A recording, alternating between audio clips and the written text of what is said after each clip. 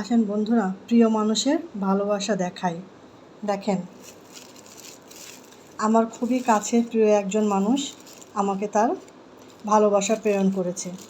হাঁস আমি এখনও বেরই করিনি, আপনাদের সাথে শেয়ার করব দেখে। আসলে এত ভালোবাসা যে কোথায় রাখি, দেখেন আপনাদের সাথে সেটাই শেয়ার করব। আমার খুব প্রিয় একজন মানুষ আমাকে এটা গিফট করেছে, একদম কেটে বেছে রেডি করে দিয়ে দিয়েছে। এবার আমি এখন আপনাদেরকে ঢেলে দেখাবো। রাজহাঁস, আমি একদিন গল্প করেছিলাম যে ভাই আমার হাঁস খুবই পছন্দ।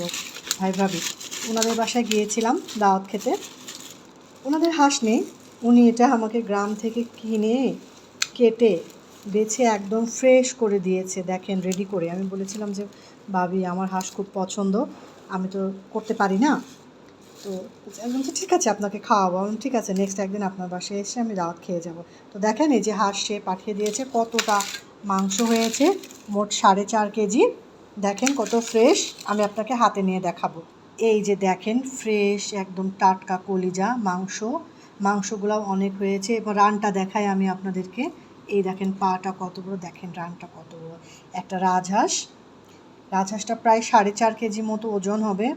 উনি আমাকে একদম গিফট করেছে, না উনি টাকা নিয়েছে না আমাকে কিছু বলেছে, আমি দেখেছি উনি পাঠিয়ে দিয়েছে ওনার লোক দিয়ে। এই দেখেন পায়ের নখগুলো আমি কেটে নিব, আমি এখন ভাগ করে করে নিব হাঁসগুলা। আসলে ভালোবাসা পেতে যেমন যোগ্যতা লাগে, ভালোবাসা নিতেও তেমন যোগ্যতা লাগে। আমি জানি না আমার সেই যোগ্যতা আছে কি না, তারপরে আমি তার ভালোবাসায় সিক্ত এবং তাকে ধন্যবাদ দিয়ে আমি যে ছোট করব এ ক্ষমতাও আমার নেই। আসলে উনি খুবই ভালো এবং বড় মনের একজন মানুষ। আমি এবার যেহেতু 4 কেজি মাংস আমি আলাদা আলাদা করে ভাগে ভাগে রেখে দেবো, সেটাও আমি আপনাদেরকে দেখাবো। এই যে আমি এখন ভাগে ভাগে ভাগ করে নিচ্ছি, যেহেতু হাঁসটা অনেক বড়, একদিন তো সব এত খাওয়া যাবে না। এই দেখেন মোট 4 ভাগ হয়েছে, আমি 1 ভাগ করে নিয়েছি। 1 ভাগে বেশ প্রায় 1.5 কেজি মতো মাংস। এই যে দেখেন আমি ভাগে ভাগে করে নিচ্ছি।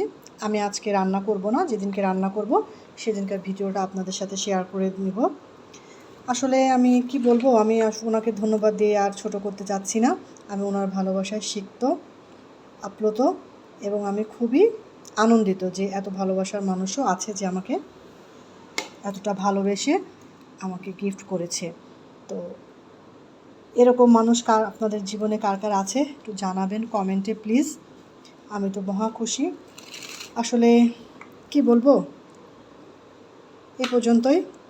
সবাই ভালো থাকবেন, আনন্দে থাকবেন, আর আমার প্রিয় মানুষটার জন্য আপনি দোয়া করবেন যে আমাকে এত ভালোবাসা দিয়েছে। আজকের মতো বিদায় নিচ্ছি, আল্লাহ হাফেজ।